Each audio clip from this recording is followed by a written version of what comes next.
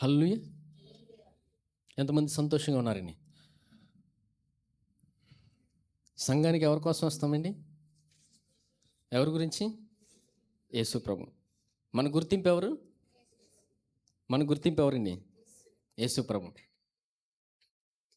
ఆయన మనల్ని ఎంతగా ప్రేమించాడంటే మాటల్లో వివరించలేనిది. హల్లెలూయా. మన గురించి ఆయన సిలువ మీద రక్తమంతటిని చిందించాడు. ఆయన సిలువ బలియాగం ద్వారా మనం అందరం నీతిమంతులుగా తీర్చబడ్డాం. తండ్రి అయిన దేవుడు మనల్ని అంతగా ప్రేమించాడు. హల్లెలూయా. యోహాను సువార్త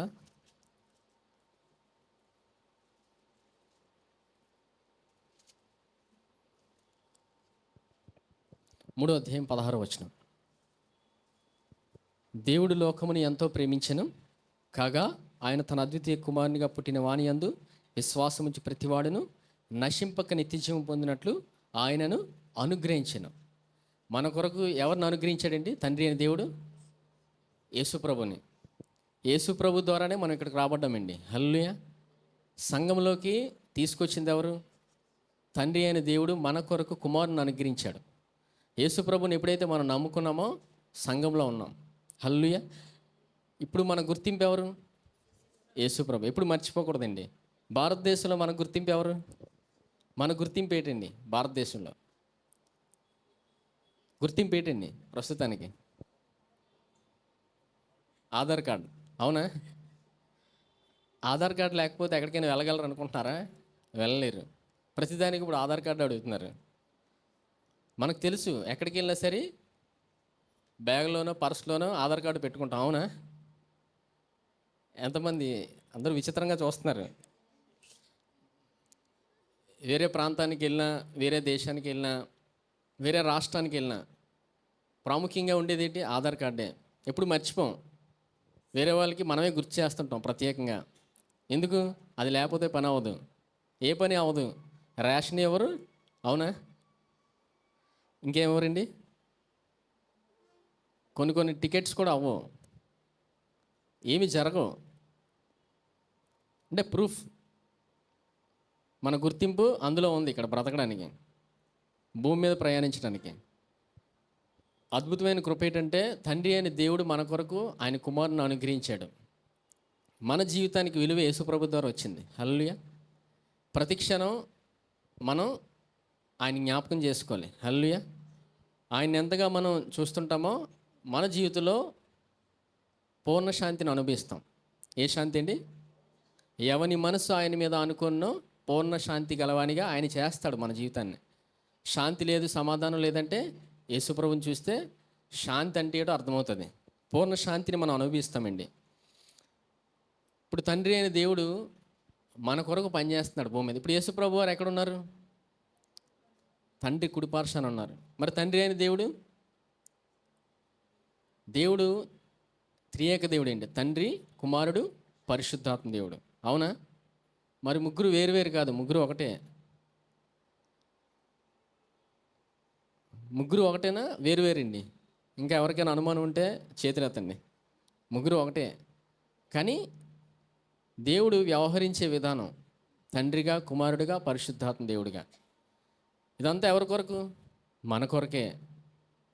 యేసుప్రభు వచ్చింది మన కొరకే, సిలువెక్కింది మన కోసమే. మన జీవితాన్ని దినం నడిపించేది ఆయనే. మన జీవితానికి గుర్తింపు ఆయన ద్వారానే వచ్చింది. హెబ్రీయులకు రాసిన పత్రిక తీయండి, 10వ అధ్యాయం 12వ వచనం చూడండి. ఈయన అయితే పాపముల నిమిత్తమై సదాకాలము నిలిచి ఒక్క బలిని అర్పించి అప్పటి నుండి తన శత్రువులు తన పాదములకు పాదపీఠముగా చేయబడి వరకు కనిపెట్టుచు దేవుని కుడిపార్శ్వమున ఆసీనుడు ఆయన. ఇప్పుడు యేసుప్రభు వారు ఎక్కడ ఉన్నారండి? తండ్రి కుడిపార్శ్వన ఉన్నారు ఆయన. ఈయన అయితే పాపముల నిమిత్తమై సదాకాలం నిలిచి ఒక్క బలిని అర్పించి అప్పటి నుండి తన శత్రువులు తన పాదములకు పాదపీఠముగా చేయబడి వరకు కనిపెట్టుచు దేవుని కుడిపార్శ్వమున ఆసీనుడు ఆయన. ఇప్పుడు యేసుప్రభు వారు తండ్రి కుడిపార్శ్వన ఉన్నారు. శత్రువులందరూ ఎవరి పాదాల కింద వస్తున్నాయి? ఎవరి పాదముల కిందండి? యేసుప్రభు పాదముల కింద. యేసుప్రభు వచ్చింది భూమి మీదకి మానవుడిగా వచ్చాడండి, దేవుడిగా రాలేదు. ఆయన మానవుడిగా, ఒక సాధారణ మానవుడిగా వచ్చాడు. ఆయన శిలువ మీద బలియాగం జరిగి పునరుద్ధానుడై తిరిగి లేచి తండ్రి కుడిపార్శ్వన ఉన్నారు. వాక్యంలో ఏముంది? దేవుని కుడిపార్శ్వమున ఆసీనుడు ఆయన. మరలా చూడండి వచ్చిన, ఈయన అయితే పాపముల నిమిత్తమై సదాకాలం నిలిచి ఒక్క బలిని అర్పించి అప్పటి నుండి తన శత్రువులు తన పాదములకు పాదపీఠముగా చేయబడే వరకు కనిపెట్టుచు దేవుని కుడిపార్శ్వమున ఆసీనుడు ఆయన. యేసు ప్రభు వారు ఎక్కడున్నారండి? తండ్రి కుడిపార్శ్వన ఉన్నారు. మరి పాదపీఠం అంటే, పాదపీఠం చేయబడే వరకు అంటే, పాదపీఠం అంటే దేవుడిది. పాదపీఠం అంటే ఏంటండి? చాలాసార్లు చెప్పాను వాక్యంలో. మన పాదాలు ఎక్కడ ఉంటాయండి?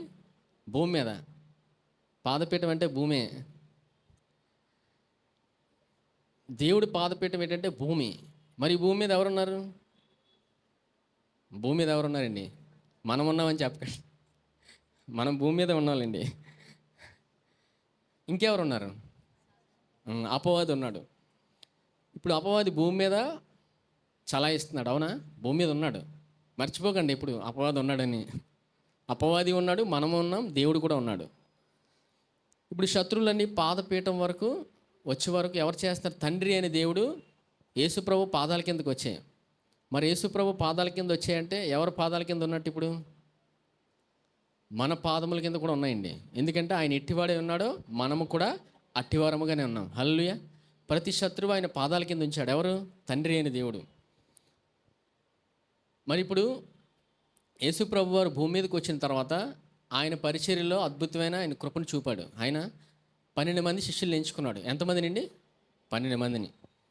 12 మంది శిష్యులు ఒక్కొక్కరు ఒక విధానంలో ఉన్నారు. ఎంతమందికి తెలుసండి?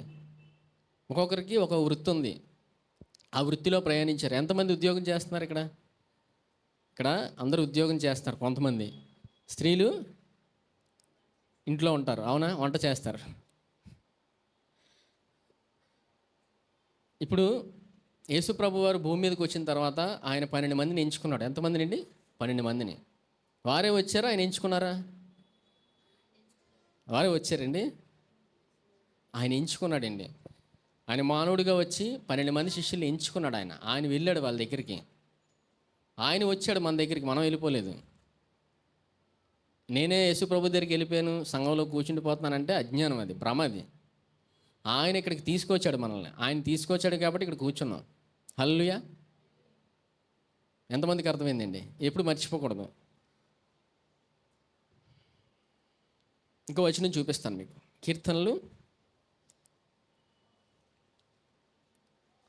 65. కీర్తనలు 65.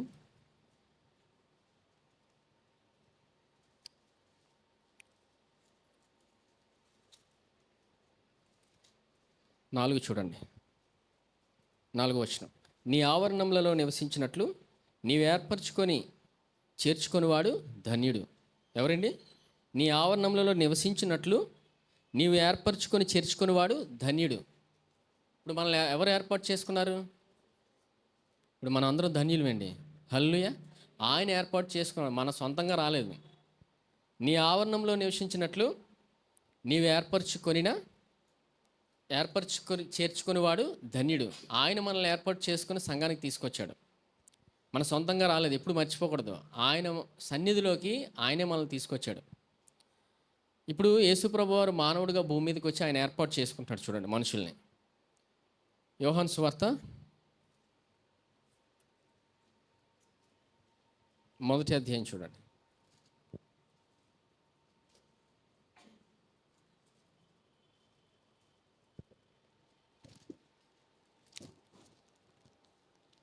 ముప్పై 35 వచనం.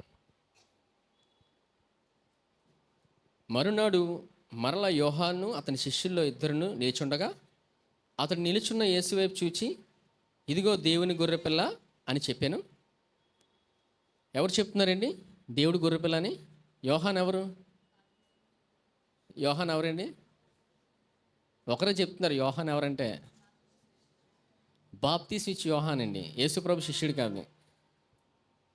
చూడండి. మరునాడు మరల యోహాను అతని శిష్యుల్లో 2 నిలిచుండగా అతడు నడుచున్న యేసు వైపు చూచి, ఇదిగో దేవుని గొర్రెపిల్ల అని చెప్పాను. అతడు చెప్పిన మాట ఆ 2 శిష్యులు విని యేసుని వెంబడించిరే.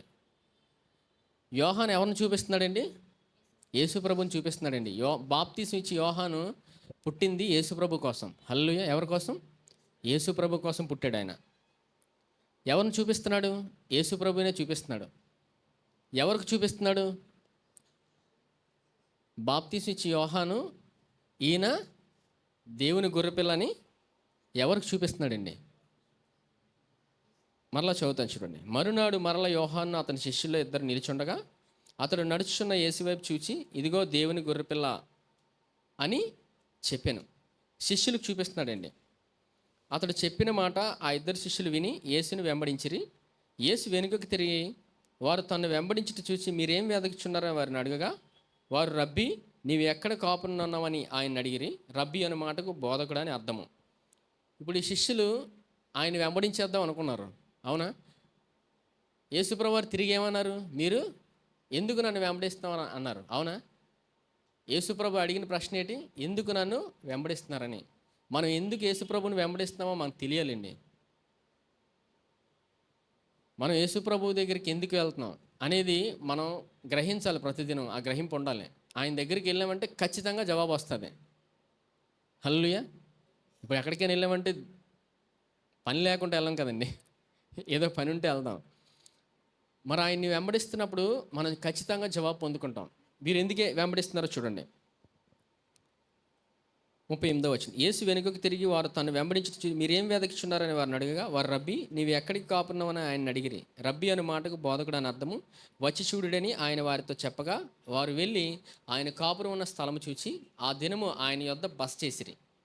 చూసారా, యేసు ప్రభు వారు అడిగిన ప్రశ్న, మీరు ఎందుకు వెంబడిస్తున్నారు అన్నప్పుడు, ఏం వెతుకుచున్నారు అన్నప్పుడు, వారు మీరు ఎక్కడ ఉంటారని అడిగినప్పుడు యేసుప్రభు తీసుకెళ్లారు లేదండి. మనం ఆయన్ని చూసినప్పుడు, ఆయన వెంబడించాలని ఆశపడినప్పుడు ఆయన తీసుకెళ్తారండి మనల్ని ముందుకి. హల్లెలూయా. ఆయనే మనల్ని ముందు, ఆయన ఆపిరు మనల్ని. ఆయన గురించి మన హృదయంలో ఆశపడినప్పుడు ముందుకు తీసుకెళ్లేది ఆయనే. 40వ వచనం.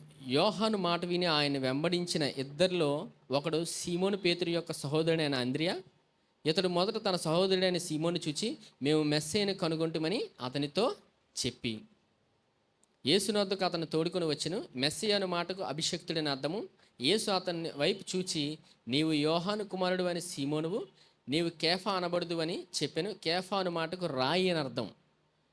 ఇక్కడ యేసు ప్రభు వారు ఎవరికి పేరు పెడుతున్నారు? సీమోనికి. ఏమని పేరు పెట్టారు? మరలా చదువుతాను చూడండి. 40వ వచనం. యోహాను మాట విని ఆయన్ని వెంబడించిన ఇద్దరిలో ఒకడు సీమోను పేతురు యొక్క సహోదరుడైన అంద్రియా. యేసుప్రభుని ఇద్దరు వెంబడించారు. అందులో ఒక వ్యక్తి ఎవరు? సీమోను పేతురు యొక్క సహోదరుడైన అంద్రియా. ఇతడు మొదట తన సహోదరుడైన సీమోను చూచి, మేము మెస్సీయను కనుగొంటిమని అతనితో చెప్పి యేసు వద్దకు అతన్ని తోడుకొని వచ్చెను. మెస్సీ అను మాటకు అభిషక్తుడని అర్థము. యేసు అతని వైపు చూచి, నీవు యోహాను కుమారుడు అయిన సీమోనువు, నీవు కేఫా అనబడదు అని చెప్పాను. కేఫా అను మాటకు రాయి అని అర్థము. యేసు ప్రభు దగ్గరికి సీమోను తీసుకొచ్చారు. తీసుకొచ్చిన తర్వాత, అంటే మేము మెస్సీని కనుగొన్నాం అంటే మెస్సీ కొరకు ఎదురు చూస్తున్నాడు ఎవరు? సీమోను. మేము మెస్సీని కనుగొన్నామని ఈ ఇద్దరు శిష్యులు వెళ్ళి సీమోను తీసుకొచ్చి యేసు ప్రభు ముందు నిలుచోబెట్టారు. నిలబడినప్పుడు యేసు ఏం చేశారు? యేసు అతని వైపు చూసి, నీవు యోహాను కుమారుడువైన సీమోనువు, నీవు కేఫా అనబడదు అని చెప్పారు యేసుప్రభు. యేసుప్రభు వారు ఏం పేరు పెట్టారండి? కేఫా. కేఫా అంటే రాయిని అర్థం. ఏ రాయి చెప్పండి? ఏ రాయి అండి? మనం వాడే రాయిలు కాదండి. రాయి అనే పేరుకి అర్థం ఏంటంటే స్థిరత్వానికి సూచన, కదలదు రాయి. అందుకు యేసుప్రభు వారు కేఫా అని పేరు పెట్టారు.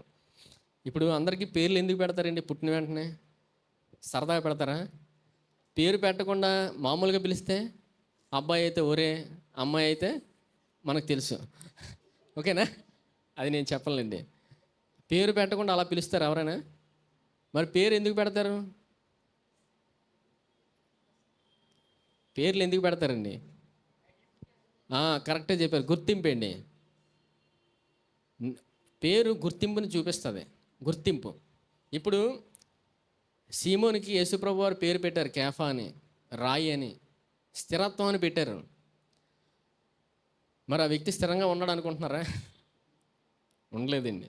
కానీ దేవుడు కృపను చూడండి వాక్యంలో. ఈ సందర్భం అందరికీ తెలిసండి. ఇప్పుడు లేఖన భాగాలన్నీ మనకు తెలిసినవే, అందరికీ తెలుసు. కానీ తెలుసు అన్న దగ్గరే వాక్యం దగ్గర ఆగిపోకండి. దేవుడి కృపను చూడండి. ఎవరిని చూడాలి? వాక్యంలో దేవుని కృపను వెతుక్కోవడమే. అక్కడ యేసుప్రభు వారు ఏమడిగారు? మీరు ఏమి వెతుకుతున్నారని అడిగారు, అవునా? మీరు ఎక్కడ ఉంటారో మాకు తెలిస్తే చాలా అన్నారు, అవునా? అప్పుడు యేసుప్రభు వారు ఏం చూపించారు? కృపను చూపారు. రండి నన్ను వెంబడించండి అని. ఆయన గురించి ఆశపడితే ఆయన మన ముందుకు తీసుకెళ్తాడండి. మనం ఎప్పుడైతే ఆశపడమో మనకు తెలుసు అనుకునే దగ్గర అయిపోతాం.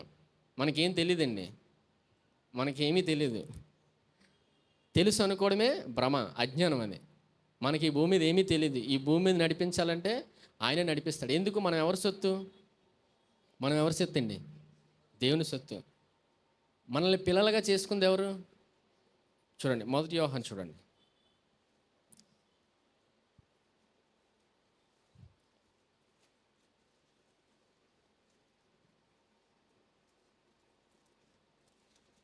1 యోహాను 3వ అధ్యాయం చూడండి. 1వ వచనం. 1 యోహాను 3వ అధ్యాయం 1వ వచనం. మనము దేవుని పిల్లలమని పిలువబడినట్లు తండ్రి మనకెట్టి ప్రేమను అనుగ్రహించెనో చూడుడి. మనము దేవుని పిల్లలమే. ఈ హేతు చేత లోకము మనలను ఎరుగదు, ఏలయనగా అది ఆయనను ఎరుగలేదు. ఇప్పుడు ఈ భూమి మీద మనం ఉన్నాం. మనం ఎవరి పిల్లలం? దేవుని పిల్లలమండి. ఇది ఎప్పుడు మర్చిపోకూడదు. చూడండి, మనము దేవుని పిల్లలమని పిలువబడినట్లు తండ్రి మనకి ఎట్టి ప్రేమను అనుగ్రహించనో చూడండి. చూసారా? తండ్రి మనకి ప్రేమను అనుగ్రహించాడండి. ఎవరు ఆ ప్రేమ? ప్రేమను అనుగ్రహించబడింది మనకి. ఎవరు ఆ ప్రేమ? ప్రేమ అంటే యేసుప్రభు అండి. మనకి ఆయన్ని అనుగ్రహించాడు. మనము దేవుని పిల్లలమని పిలువబడినట్లు తండ్రి మనకి ఎట్టి ప్రేమను అనుగ్రహించనో చూడండి. మనము దేవుని పిల్లలమే. ఈ హేతు చేత లోకం మనలను ఎరుగదు, ఏలయనగా అది ఆయనను ఎరుగలేదు. ఇప్పుడు ఈ మాట బయట చెప్పారనుకో, మనం మేము దేవుని పిల్లలమని ఎవరికైనా బయట చెప్పారనుకో, నమ్ముతారు వాళ్ళు? నమ్మరు. ఎందుకు? వారు దేవుని ఎరుగలేదు. దేవుని ఎరుగని ప్రజలకి మనం ఎన్ని చెప్పినా వినరండి. మరి అలాగని వాళ్ళకి చెప్పకూడదా? వాళ్ళతో కలిసి తిరగకూడదంటే అక్కడ జ్ఞానం వాడాలి. ఏం వాడాలి?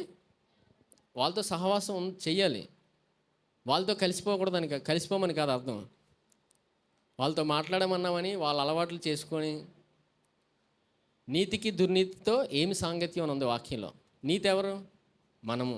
దుర్నీతి అంటే యేసుప్రభుని ఎరుగని ప్రజలు, దేవుడు తెలియని ప్రజలు, దేవుడిని యేసుప్రభుని నమ్మని వారు. నమ్మిన వారు అందరూ నీతిమంతులు. హల్లెలూయా. అందుకే ఈ దినం మనం ఎవరమని నమ్మాలి? నీతిమంతులు, దేవుని పిల్లలమని నమ్ముతూనే ఉండాలి ప్రతి క్షణం. సరే, ఇప్పుడు యేసుప్రభు వారు సీమోనికి ఏం పేరు పెట్టారండి? కేఫా. కేఫా అని పేరుకి అర్థం రాయి. యేసుప్రభు వారు పేరు పెట్టారండి. ఆ పేరు పెట్టారంటే ఆ వ్యక్తిని నడిపించేది ఎవరు? యేసుప్రభే. ఆయన ఎంచుకున్నాడంటే ఆయన నడిపిస్తాడండి. మనల్ని ఎంచుకుంది ఎవరు? మనల్ని ఎంచుకుంది ఆయనే కాబట్టి మనల్ని నడిపించేది ఆయన. మనం ఈ భూమి మీద నడవలేండి. నేను నడవగలను అనుకోవడం స్వనీతి, సొంత సామర్థ్యం. అదే ధర్మశాస్త్రం. మనం ఈ భూమి మీద నడవలేము, ఆయన నడిపించేవాడు. మార్కు సువార్త 1వ అధ్యాయం చూడండి.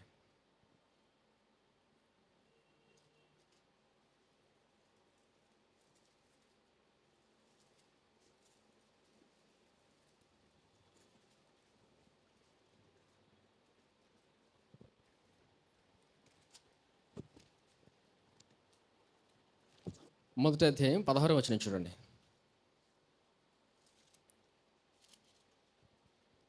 ఆయన గలిలయ సముద్ర తీరమున వెళ్ళుచుండగా సీమోను సహోదరుడుగా అంద్రియయు సముద్రంలో వలవేటి చూచెను. వారు జాలారులు. యేసు, నా వెంబడి రండి, నేను మిమ్మల్ని మనుషులను పట్టు జాలారులుగా చేసేదిరని వారితో చెప్పెను. వెంటనే వారు తమ వలలు విడిచి ఆయనను వెంబడించిరి. ఇప్పుడు యేసుప్రభు వారు ఏమడుగుతున్నారు? నన్ను వెంబడించండి అని అంటున్నారు. ఆయన అక్కడ వాళ్ళు వెంబడించారు. ఇక్కడ యేసుప్రభుని వెంబడించమన్నప్పుడు వీరు వెంటనే వలలు వదిలేసి వెంబడించారంట. ఇప్పుడు ఏసే పరిచర్యకి రండి అని పిలిస్తే ఎంతమంది వస్తారండి? ఉదాహరణకు చెప్తున్నానులేండి. రండి నన్ను వెంబడించండి, పని చేయండి. దేవుడి పని అంటే మళ్ళీ మైక్ పట్టుకొని వాకింగ్ చెప్పడం కాదండి. అది ఒకటే కాదు. దేవుడి పని అంటే చాలా ఉన్నాయి. ఆయన ఏమన్నారు? నన్ను వెంబడించండి అని అన్నారు. మరి వారు ఊరికే వెంబడించారు అనుకున్నారా? ఏమనుంది వాక్యంలో? 18వ వచనం, వెంటనే వారు తమ వలలు విడిచి ఆయనను వెంబడించినందు వాక్యంలో. వెంటనే వలలు విడిచిపెట్టేశారంట. యేసుప్రభు దేవుడిగా రాలేదండి, మానవుడిగా వచ్చాడు. అవునా? ఇప్పుడు ఎవరైనా ఉద్యోగం చేస్తారు, మంచి ఉద్యోగం, ఉద్యోగం విడిచిపెట్టి నన్ను వెంబడించంటే వస్తారనుకున్నారు? ఎవరు రారు. నువ్వెవరని అడుగుతారు. అవునా? నీకేముందని అంటారు. నువ్వు నన్ను పోషించగలవా అని అడుగుతారు. అంటే అమ్మాయి అయినా అబ్బాయి అయినా పోషించాలండి, ఇద్దరు మనుషులే కదండి, ఇద్దరిని పోషించాలి. కానీ ఇక్కడ వీరు ఎలా వెంబడించాడు అనేదే దేవుడి ప్రక్రియలో ఉందండి. దేవుడు ప్రక్రియ ఉంచాడు అక్కడ. చూడండి, లూకాసు వార్త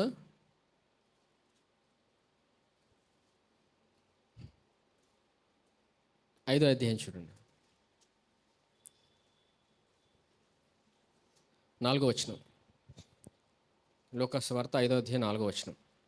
ఆయన బోధించి చాలించిన తర్వాత, నీవు ధోనిని లోతునకు నడిపించి చేపలు పట్టుటకు మేము వలలు వేయడని సీమోనుతో చెప్పగా, సీమోను, ఏలినవాడా, రాత్రి అంతా మేము ప్రయాసపడితే కానీ మాకేమీ దొరకలేదు, అయినను నీ మాట చొప్పున వల వేయుతునని ఆయనతో చెప్పెను.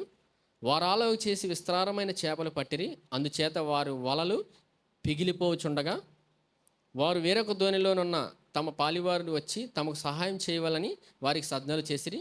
వారు వచ్చి 2 ధోనిలు మునుగునట్లు నింపిరి.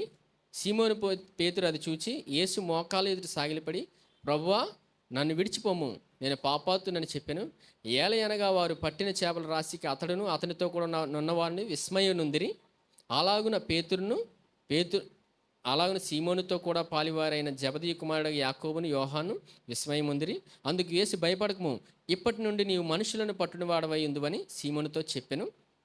వారు ధోనులు దరికి చేర్చి సమస్తమును విడిచిపెట్టి ఆయనను వెంబడించిరి. ఇప్పుడు ఈ శిష్యులు యేసుప్రభుని వెంబడించారండి. ముందు జరిగిన ప్రక్రియ ఏంటి? ఇప్పుడు ఏం జరిగిందండి వచనంలో?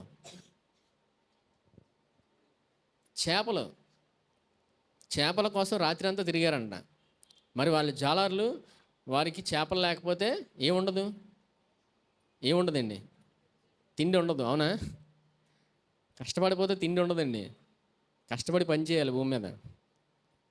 ఏ ప్రక్రియలైనా, ఏ ఉద్యోగులైనా కష్టపడాల్సిందే. కష్టపడడం అనేది జ్ఞానం అండి.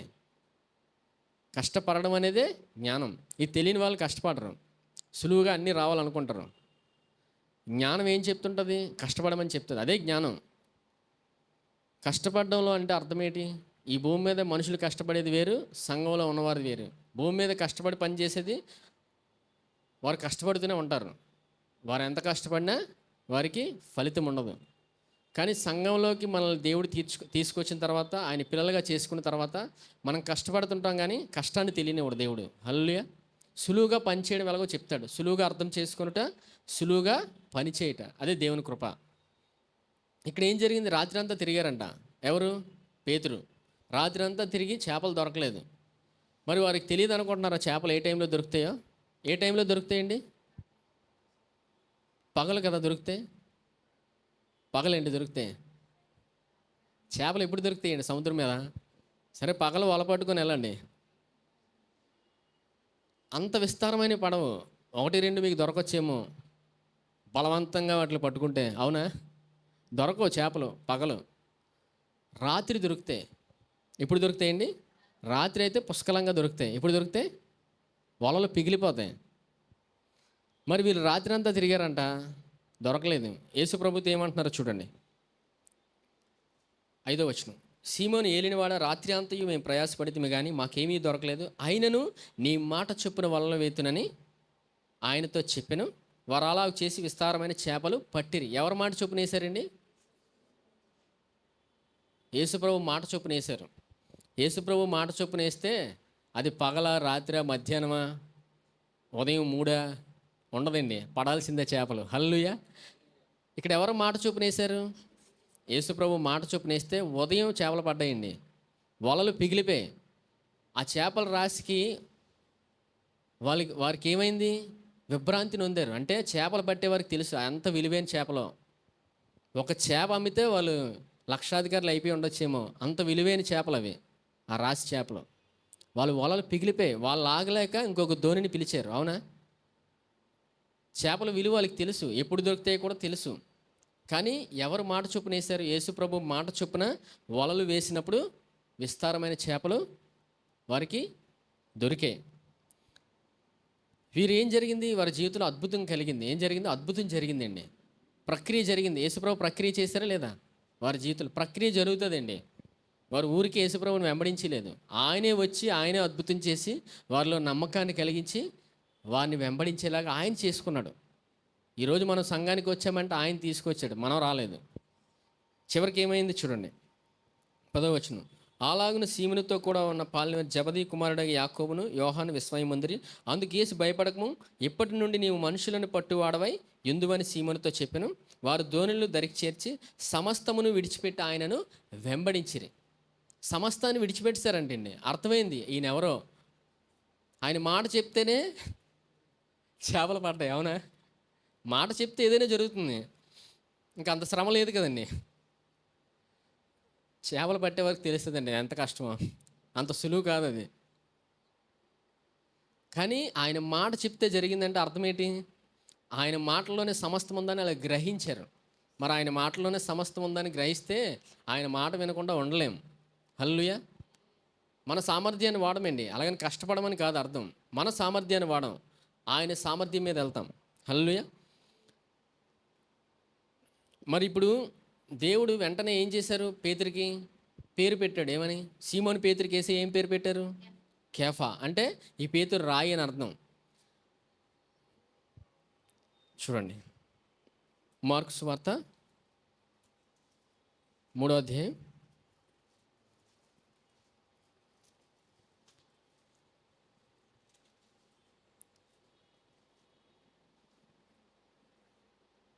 13వ వచనం.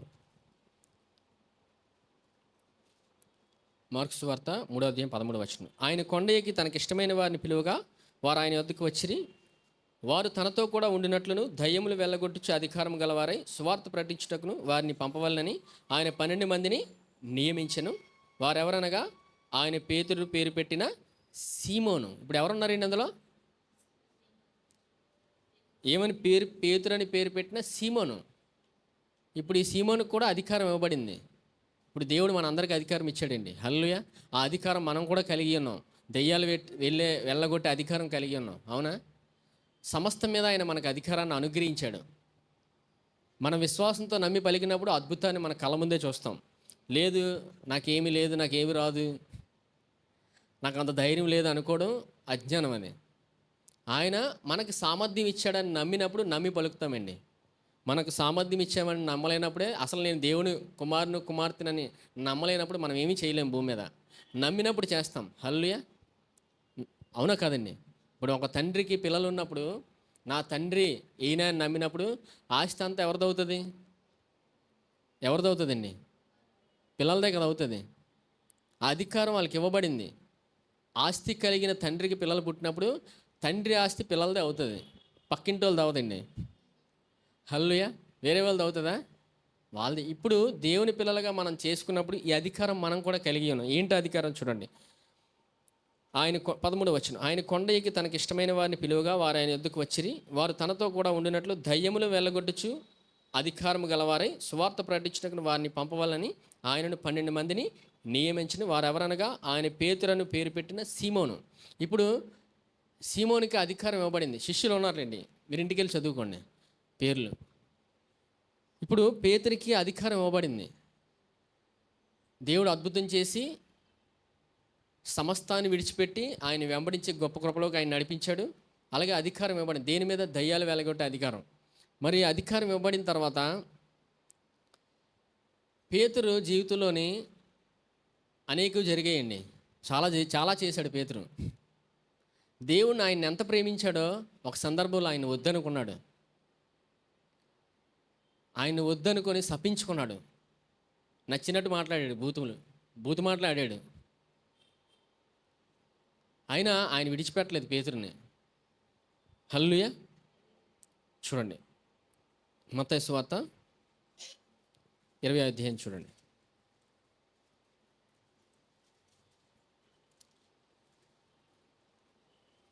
25:19 చూడండి. 25:69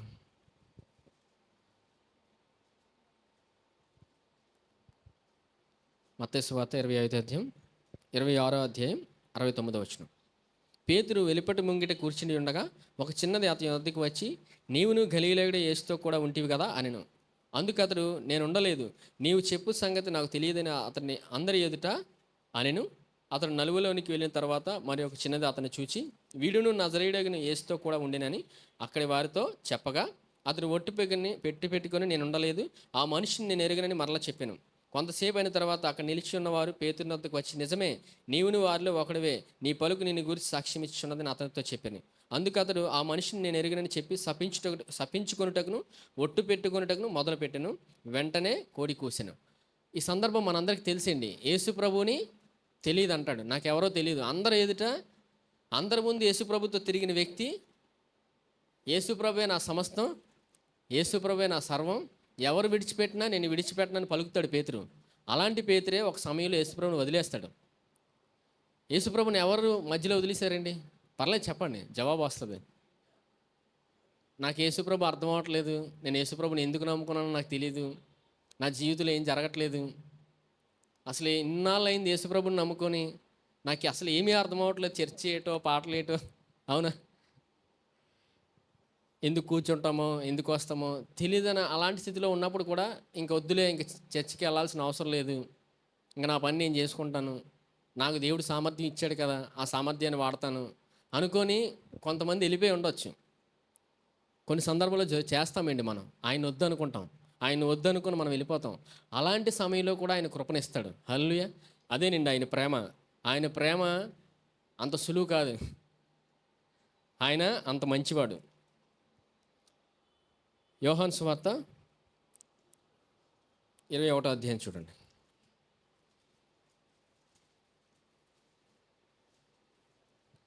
21:3 చూడండి.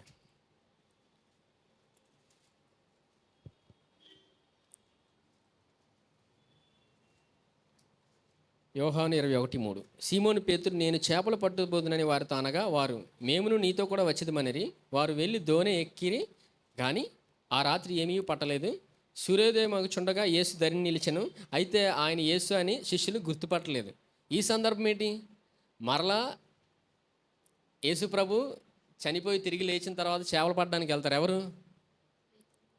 పేతురు, శిష్యులందరూ అండి. సమస్తాన్ని విడిచిపెట్టి ఆయన వెంబడించిన వారు యేసు ప్రభు పునరుద్ధాండై తిరిగి లేచిన తర్వాత మళ్ళీ చేపలు పట్టడానికి వెళ్తారు. వారికి ఇవ్వబడిన పని ఏంటి?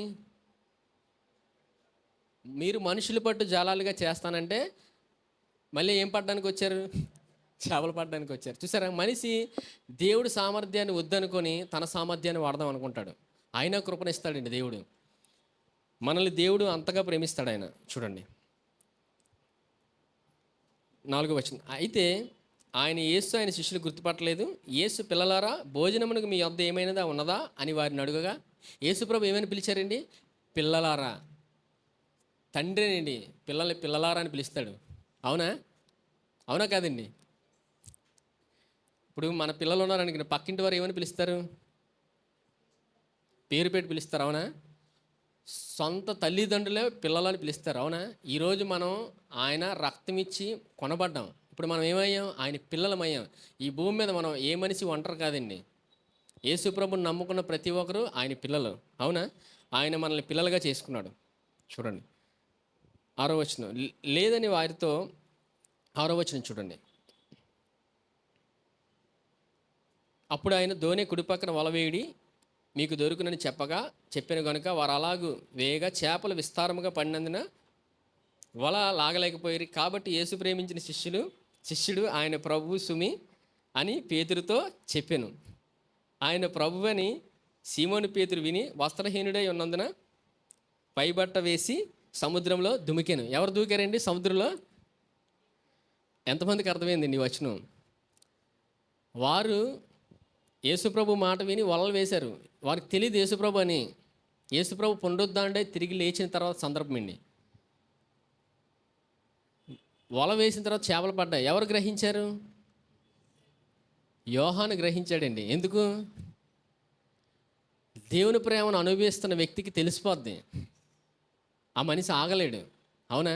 అప్పుడు యోహాన్ ఏం చెప్పాడు? ఆయన ప్రభు సుమి అని చెప్పగానే ఎవరు నీటిలో దూకారు? పేతురు నీటిలో దూకిసాడండి. ఎందుకు? వస్త్రహీనుడై ఉన్నాడు. అమ్మో ప్రభు వస్తారని. ఎందుకు? భయం. ఆయన ఇచ్చిన పని ఏంటి, మేము చేస్తున్న పని ఏంటని. అవునా? మనుషుల పట్టు జాలాలుగా మీరు ఉండండి అని చెప్తే చేపలు పట్టడానికి వచ్చారు. అవునా? ఆయన సామర్థ్యం ఇచ్చాడు. ఆయన సామర్థ్యం వద్దనుకొని ఎవరు సామర్థ్యం వాడుతున్నారు ఇక్కడ? వారి సామర్థ్యం వాడుతున్నారు. అయినా ఆయన విడిచిపెట్టలేదు. హల్లెలూయా. చూడండి 14వ వచనం చూడండి. యేసు మృతులలో నుండి లేచిన తర్వాత శిష్యులకు ప్రత్యక్షమైనది ఇది మూడవసారి. ఎన్నోసారి అండి? మూడోసారి కనబడ్డారు ఆయన. ఒకసారి జరగలేదు, 3 సార్లు కనబడ్డాడు ఆయన. మనుషులుగా మనకి ఆయన ప్రత్యక్షపరచుకుంటాడు ఆయన మనుషులకి. అయినా మనిషి నమ్మలేకపోతున్నాడు. మనిషికి ఉన్న ప్రశ్న ఏంటంటే నమ్మితే ఏమొస్తుందని. నమ్మితే నాకేంటి? ఆయన నమ్మితే మన జీవితంలో ఆశీర్వాదం అండి. ఆయన మన పక్షాన వ్యాజ్యమాడుతాడు. ఆయన మనల్ని విడిచిపెట్టడు. ఆయన మనుషులు విడిచిపెట్టినా ఆయన విడిచిపెట్టడు. ఎప్పుడు ఇది మర్చిపోకూడదు. దేవుడు నన్ను ప్రేమిస్తున్నాడని. దేవుడు నన్ను ప్రేమిస్తున్నాడని మర్చిపోతే దేవుడు ఎలా పనిచేస్తాడో తెలియదు. దేవుని ఆశీర్వాదం అర్థమవదు. హల్లెలూయా. దేవుడు నన్ను ప్రేమిస్తున్నాడని ఎప్పుడు మర్చిపోకూడదు. అందుకే దావీదు అద్భుతమైన మాటలు రాస్తాడు కీర్తనలో. చూడండి, కీర్తనలు 119వ కీర్తన చూడండి.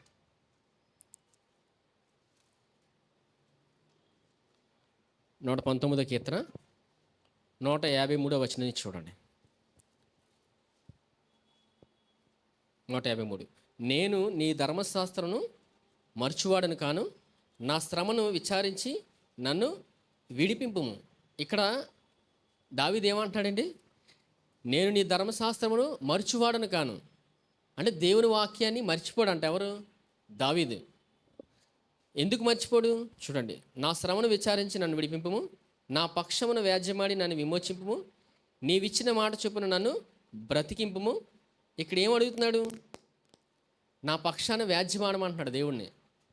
వ్యాజ్యమాడడం అంటే శత్రువులు ఉన్నారు, గొడవ ఆడడం. అవునా? అది కాదండి. వ్యాజ్యమాడడం అంటే గొడవ ఆడడం కాదు. నా పక్షాన వ్యాజ్యమాడి నన్ను విమోచింపము అంటున్నాడు. అంటే ఇక్కడ దావీదు వాక్యాన్ని మర్చిపోవట్లేదు. ఎందుకు మర్చిపోవట్లేదంటే వాక్యమే సారాంశమని దావీదుకి తెలుసు. ప్రతిదీ జీవితంలోని వాక్యం దగ్గర జవాబు వస్తుందని.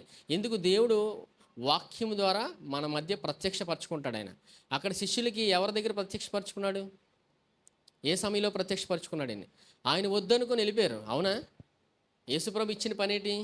మీరు మనుషులు పట్టు జాలార్లు అవుతారంటే వీరు మళ్ళీ చేపలు పట్టడానికి వెళ్ళారు. ఆయన ఇచ్చిన పని వద్దన్నారంటే ఎవరిని వద్దనుకున్నారు?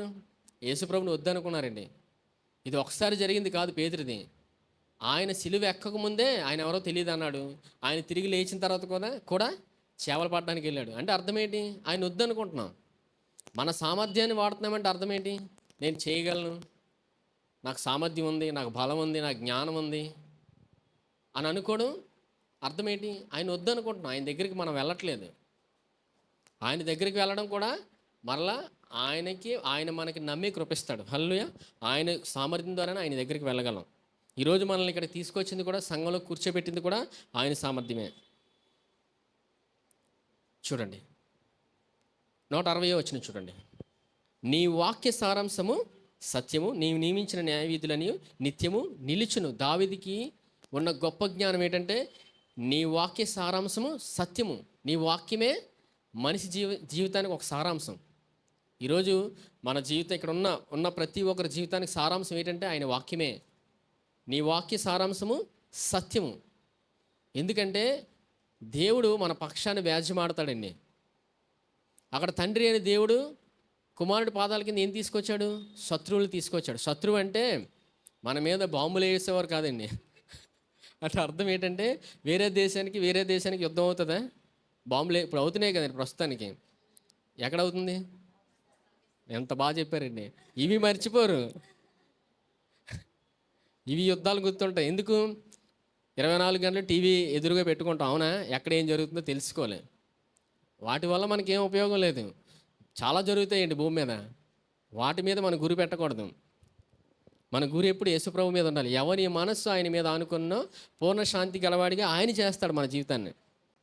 మనం చూడాల్సింది యేసుప్రభుని. ఎందుకు? ఆయన మన పక్షాన్ని వ్యాజ్యమాడతాడు. చూడండి, కీర్తనలు 35 కీర్తన చూడండి.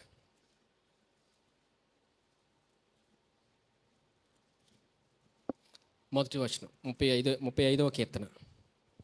యెహోవా, నాతో వ్యాజ్యమాడి వారితో వ్యాజ్యమాడము, నాతో పోరాడు వారితో పోరాడము, కేడమును డాలును పట్టుకొని నా సహాయమునకి లేచి నిలువుము.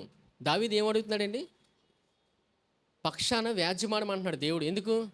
దేవుడు వ్యాజ్యమాడితే మన జీవితంలోకి సమాధానము, ఆశీర్వాదము, ఆరోగ్యం సమస్తాన్ని అనుభవిస్తామండి. వ్యాజ్యమాడడం అంటే, ఇప్పుడు శ్రమ ఉంది, ఈ శ్రమలో నుంచి విడిపించేవారు ఎవరు? దేవుడండి. యేసుప్రభువే మనం విడిపించగల. అదే వ్యాజ్యమాడడం. అది మనం హ్యాండిల్ చేయగలం అనుకుంటున్నారా? శ్రమలో నుంచి బయటికి రావడం ఆయన తీసుకొస్తాడు. మన ఆలోచన విధానంలో నుంచి మనం ఈ పరిస్థితి బాగాలేదు, అసమాధానం ఉంది, నేను ఏం చేయలేకపోతున్నాను, ఈ భూమి మీద నేను ఎలా ప్రయాణించాలి, నేను కష్టపడి ఇంకా బ్రతకాలేమో, నేను కష్టపడిపోతే ఇంకా నేను ఏం చేయలేను, ఈ అనారోగ్య స్థితి నుంచి నేను రాలేను బయటికి అని మనం ప్రయత్నిస్తుంటాం మన సామర్థ్యాన్ని వాడి. అలాగ మనిషి ఆలోచన విధానం వెళ్ళిపోయినప్పుడు అందులోనే ఉండిపోతాడు. అదే దేవుని దగ్గరికి వెళ్ళి, దేవా ఈ పరిస్థితి నుంచి నన్ను మీరు మాత్రమే విడిపించు అలవారని దేవుడికి మనం లోబడినప్పుడు దేవుడు విడిపించి తీసుకొస్తాడండి. దేవుడు విడిపించి తీసుకొస్తే ఎంత అద్భుతంగా ఉంటుందో చూద్దాం. చివరిగా ఈ వచనం చెప్పి ముగిస్తానండి. మీకా 7వ అధ్యాయం 8వ వచనం. మీకా 7వ అధ్యాయం 8వ వచనం. మీకా 7వ అధ్యాయం 8వ వచనం. నా శత్రువా, నా మీద అతిశయింపవద్దు, నేను క్రింద పడినను తిరిగి లేతును, నేను అంధకారమందు కూర్చున్నాను, యెహోవా నాకు వెలుగుగా నుండును. ఇప్పుడు వెలుగు ఎవరండి? అంధకారంలో ఉన్న ఎవరు వెలుగు? ఇప్పుడు ఎవరండి అంధకారంలో ఉన్నారు? ఇప్పుడు ఎవరు అంధకారంలో ఉన్నారు చెప్పండి. ఎవరు చెప్పట్లేదు. అంటే అందరూ బాగా వెలుగులో ఉన్నారు, అందరూ వెలుగులో ఉన్నారు. అయితే మనందరూ వెలుగులోనే ఉన్నామండి. మనం వెలుగు సంబంధం. కానీ ఈ భూమి మీద ప్రయాణించినప్పుడు మనం జ్ఞానం లేక కొన్నిసార్లు ఆయన్ని చూడక మన జ్ఞానం వాడి చీకటిని అనుభవిస్తాం. చీకటిలో లేమండి, మళ్ళీ చీకటిని అనుభవిస్తుంటాం. ఇదే అంధకారం. నేను అంధకారమందు కూర్చున్నాను, యెహోవా నాకు వెలుగుగా నుండును. మన పరిస్థితి బాగాలేనప్పుడు ఆయన్ని చూస్తున్నప్పుడు వెలుగు ప్రకాశిస్తుందండి. 9వ వచనం. నేను యెహోవా దృష్టికి పాపము చేసేదని కనుక ఆయన నా పక్షమున వ్యాజ్యమాడి నా పక్షమున న్యాయం తీర్చే వరకు నేను ఆయన కోపాగ్ని సహించకండి. ఎందుకంటే యేసుప్రభు ఆల్రెడీ సిలువలో సహించారు. కోపాగ్ని అంతా ఎవరు భరించారండి? సిలువలో యేసుప్రభు భరించారండి. మనకు రావాల్సిన శిక్ష, కోపాగ్ని అంతా ఆయన భరించాడు సిలువలో. మనకేముందో చూడండి. 9వ వచనం చూడండి. నేను యెహోవా దృష్టికి పాపం చేస్తాను కనుక ఆయన నా పక్షమున వ్యాజ్యమాడి నా పక్షమున న్యాయం తీర్చే వరకు నేను ఆయన కోపాగ్ని సహింతును. ఆయన నన్ను వెలుగులోనికి రప్పించును, ఆయన నీతిని నేను చూచేదను. వెలుగులోకి ఎవరు తీసుకొస్తారండి? ఆయన తీసుకొచ్చి మనం ఆయన నీతిని చూస్తాం వెంటనే. ఎవరి నీతిని? ఇప్పుడు పాపిని నీతిమంతులుగా తీర్చింది ఎవరు? యేసుప్రభు అండి. మనల్ని నీతిమంతులుగా తీర్చాడు ఆయన. నీతిమంతులుగా తీర్చాడంటే ఈ భూమి మీద నడిపించేది ఆయనే. మనిషి ఎంత ప్రయత్నించినా భూమి మీద నడవలేడు. నడుద్దాం అనుకున్నా సరే నడవలేడు. నడిపించేది ఎవరు? అదేనండి ఆయన నీతి. పాపిని నీతిమంతుడిగా తీర్చాడు, మన పక్షాన ఆయన వ్యాజ్యమాడతాడు. పై వచనంలో ఏముంది? నా శత్రువా, నా మీద అతిశయింపవద్దు, నేను క్రింది పడినను తిరిగి లేతును, నేను అంధకారమందు కూర్చున్నాను, యెహోవా నాకు వెలుగుగా ఉండును. ఇప్పుడు పరిస్థితి బాగాలేదా? ఇబ్బంది పెడుతుందా? కష్టమా? ఎటువంటి పరిస్థితిలో ఉన్నా సరే ఆయన బయటికి తీసుకొస్తారండి. ఆయన చూసిన క్షణం నుంచే బయటకు వచ్చేస్తాం. హల్లెలూయా. ఎవని మనస్సు ఆయన మీద అనుకున్నో పూర్ణ శాంతి గలవాడిగా ఆయన చేస్తాడు. ఎవరిని చూడాలి? యేసుప్రభుని మనం ఎంతగా చూస్తుంటామో మన పక్షాన ఆయన వ్యాజ్యమాడతాడండి. వ్యాజ్యమాడడం అంటే ఏం చెప్పాను? వ్యాజ్యమాడడం అంటే ప్రతి శ్రమ నుండి ఆయన విడిపిస్తాడు. హల్లెలూయా. వ్యాజ్యమాడుట అంటే అదేండి. ఈ భూమి మీద ఏ శత్రువైతే, అపవాదైతే ప్రయాణించి బయట నుంచి మనల్ని ఇబ్బంది పెడదాం అనుకుంటున్నాడో, మనం ఆయన చూస్తున్న ప్రతి క్షణం ఆయన ఇచ్చిన గొప్ప ఆశీర్వాదాన్ని, ఆరోగ్యాన్ని, ఆయన ఇచ్చిన గొప్ప జీవాన్ని మనం అనుభవిస్తామండి. మన జీవితంలో ప్రతి క్షణం అనుభవిస్తాం. హల్లెలూయా. ఎంతమంది అనుభవించాలనుకుంటున్నారు? యేసు ప్రభువుని మనం ఎంతగా చూస్తుంటామో మన జీవితంలో గొప్ప ఆశీర్వాదాన్ని, ఆయన ఇచ్చిన ఆరోగ్యాన్ని మనం అనుభవిస్తూనే ఉంటామండి. హల్లెలూయా. ఎందుకు? మనల్ని ఆయన పిల్లలుగా చేసుకున్నాడు. మన తండ్రి ఎవరండి? యేసు ప్రభు. అవునా? యేసు ప్రభుని వద్దనుకొని ఆయన పునరుద్ధాండై తిరిగి లేచిన తర్వాత కూడా చేపలు పడడానికి ఎవరు వెళ్ళారు? పేతురు శిష్యులు వెళ్ళారు. అప్పుడు యేసు ప్రభు ఏమని పిలిచారు? నా పిల్లలారా అని పిలిచాడు. అవునా? పిల్లలారా అని పిలిచారంటే అర్థం ఏంటి? పిల్లలు తప్పులు చేస్తారండి, తండ్రి ప్రేమిస్తూనే ఉంటాడు. హల్లెలూయా. మనం పడిపోయినను ఆయన తిరిగి లేపుతాడు. మనం ఆయన ఎంతగా చూస్తుంటామో ఆయన ప్రేమను అనుభవిస్తూనే ఉంటాం. తండ్రి ప్రేమను అనుభవిస్తామండి. ఈ భూమి మీద తల్లిదండ్రులే పిల్లలు తప్పు చేస్తే మా పిల్లలు ఏ తప్పు చేయలేదు అంటారు. అవునా? వాళ్ళు తప్పు చేసి వచ్చినా, ఎవరినో కొట్టి వచ్చినా మా పిల్లలు ఏ తప్పు చేయలేదు అంటారు. ఎందుకు? తండ్రి ప్రేమ. ఇంకా ప్రేమ ఏం చేస్తుంది? ఆ శిక్షణ మాకేయండి, సరే చేశారు కదా శిక్షణ మాకేయండి అంటారు. పిల్లలకు మాత్రం ఏం అవ్వకూడదు. భూమి మీద ఉన్న తండ్రి అంత ఆలోచిస్తే పరలోక తండ్రి మన కోసం ఎంత ఆలోచిస్తాడండి. ఈ భూమి మీద మనల్ని ఏ క్షణం ఆయన విడిచిపెట్టాడు. ఎందుకు? మనల్ని నీతిమంతులుగా చేసింది ఎవరు? ఆయన కృప. ఆయన కృప అంత అధికముగా మనతో ఉంది. హల్లెలూయా. మనము ప్రతిదినము తెలుసుకోవాల్సింది ఎవరి గురించి అండి? యేసు ప్రభు గురించి. ఆయన గురించి మనం తెలుసుకున్న ప్రతి క్షణం ఆయన ఇచ్చిన ఆశీర్వాదాన్ని, ఆరోగ్యాన్ని, సమాధానాన్ని మన జీవితంలో నిత్యము అనుభవిస్తూనే ఉంటాం. హల్లెలూయా. ఈ వాక్యం విన్న ప్రతి ఒక్కరూ ఫలించి అభివృద్ధి చెందుగాక. ఈ సమయంలో రొట్టె ద్రాక్షరసం తీసుకు.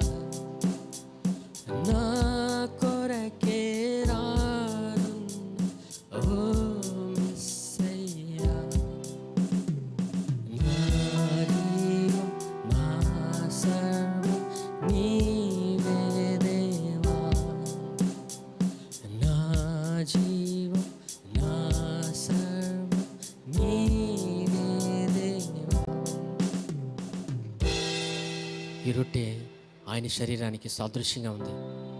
ప్రతి మానవుడు రక్షించబడాలని ఆయన రక్తమంతటిని చిందించాడు. ఆయన శరీరంలో ప్రతి మానవుని యొక్క శిక్షను ఆయన అనుభవించాడు. శిక్ష అంతటిని భరించాడు. ఆయన మానవులందరి యొక్క శిక్షను ఆయన భరించాడు. కోపాగ్ని అంతా ఆయన భరించాడు. ఆయన శరీరంలో భరించాడు. ఆయన ఈ సమయంలో ఎవరైనా అనారోగ్య స్థితిలో కానీ, శరీరంలో బలహీనం కానీ, మానసికంగా నలిగిపోతున్నా ఆయన శరీరంలో తీసుకున్న శిక్ష అంతటిని, ఆ శిక్ష అంతటిని తీసుకుని ఆయన ఆరోగ్యాన్ని ఇచ్చాడు. మనకి ఆయన ఆశీర్వాదాన్ని ఇచ్చాడు. ఆయన శరీరంలో మన శిక్షను అనుభవించి మనకు ఆరోగ్యాన్ని ఇచ్చాడు. ఆయన సమాధానాన్ని ఇచ్చాడు. ఈ సమయంలో ఎవరైతే అనారోగ్య స్థితిలో కానీ, మానసికంగా కానీ నలిగిపోయినట్లయితే ఈ సమయంలో ఆయన పొందిన దెబ్బల వల్ల నాకు స్వస్థత కలిగిన నమ్మి ఈ రొట్టెని తీసుకోమని వేడుకుంటున్నాం.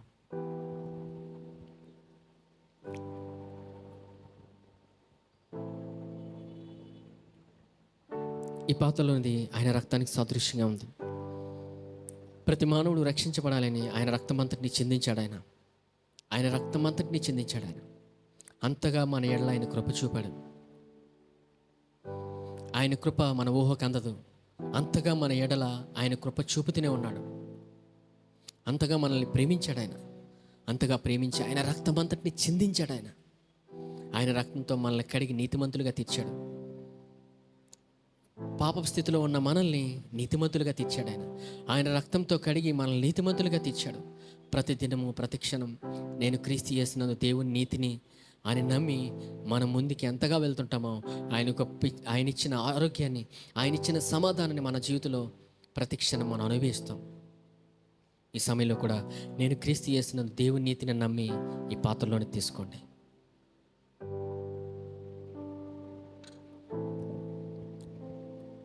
పరిశుద్ధుడైన తండ్రి, మీకు వందనాలు దేవా. మీ కృపావాక్యం ద్వారా మాతో మాట్లాడిన విధానం బట్టి వందనాలు. అవునయ్యా, మీరు మమ్మల్ని ప్రేమించారు నాయన. దేవా, మీరు మమ్మల్ని ప్రేమించి నీతిమంతులుగా తీర్చిన విధానం బట్టి వందనాలు. దేవా, మా కొరకు దేవా మీ కుమారుని మీరు అనుగ్రహించిన విధానం బట్టి వందనాలు. శిలువ బలియాగం ద్వారా మమ్మల్ని నీతిమంతులుగా తీర్చిన విధానం బట్టి వందనాలు. మా జీవితంలో మేము ఎంతగా దేవా కుమారుని చూస్తామో మా జీవితంలో ప్రతి ఆశీర్వాదాన్ని అనుభవిస్తానైనా, ఆరోగ్యాన్ని అనుభవిస్తానైనా. ఇంత కృపను మీరు ఇచ్చిన విధానం బట్టి వందనాలు. ప్రతి క్షణం ప్రతిదినం దేవా వాక్యమైన దేవా మిమ్మల్ని చూసే గొప్ప కృపలోకి నడిపించమని వేడుకుంటున్నాను. అవునయ్యా, దావీదు చూశాడు నాయన, వాక్యంలో మిమ్మల్ని చూశాడు నాయన. దేవా, నా పక్షాన్ని వ్యాజ్యమాడండి అని మిమ్మల్ని అడిగాడయ్యా. దేవా, నా పక్షాన్ని వ్యాజ్యమాడండి, ఎందుకంటే మీరు మా పక్షాన్ని వ్యాజ్యమాడుతున్న ప్రతి క్షణం మీ వెలుగు మా జీవితంలో ప్రకాశిస్తూనే ఉంటుంది నాయన. మీ నీతిని నీతిమంతులుగా మమ్మల్ని చేసిన దేవా చేసి మా జీవితంలో మీ కృపను వెలుగును అనుభవిస్తాం నాయన. ఎందుకంటే శ్రమలో నుండి విడిపించేవారు మీరు నాయన, కష్టస్థితిలో నుంచి విడిపించేవారు మీరు నాయన, అనారోగ్య స్థితి నుంచి విడిపించేవారు మీరు నాయన, ఆరోగ్యాన్ని ఇచ్చేవారు మీరయ్యా, సమాధానాన్ని ఇచ్చేవారు మీరు నాయన. మా జీవితంలో ఎటువంటి పరిస్థితిన మాకు అర్థమైన ప్రతి పరిస్థితిని దేవా పరిస్థితిలో మీరు వ్యాజ్యమాడి మా జీవితంలో గొప్ప సమాధానంలోకి గొప్ప కృపలోకి నడిపించేవారు మీరు నాయన. మీకు వందనాలు. అవునే, ఆ శిష్యులు నాయన మీరు పునరుద్ధారణ తిరిగి లేచిన తర్వాత కూడా దేవా మీరు వద్దనుకొని వెళ్ళారైనా, వారి సామర్థ్యాన్ని వాడదామనుకొని వెళ్ళారు నాయన. మీరు వారిని దర్శించారయ్యా.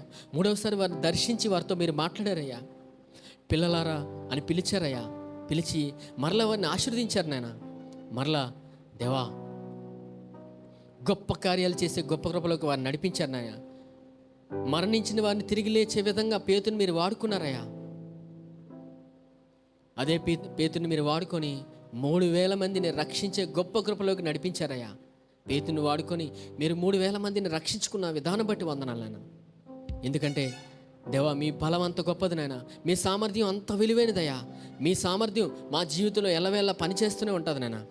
మేము మిమ్మల్ని చూస్తున్న ప్రతి క్షణం మీ బలాన్ని అనుభవిస్తాము నాయన, మీ సామర్థ్యాన్ని అనుభవిస్తాం నాయన. అటు రీతిలో దేవా మీ శిష్యులు అనుభవించారు మీకు విధానం బట్టి వందనాలు నాయన.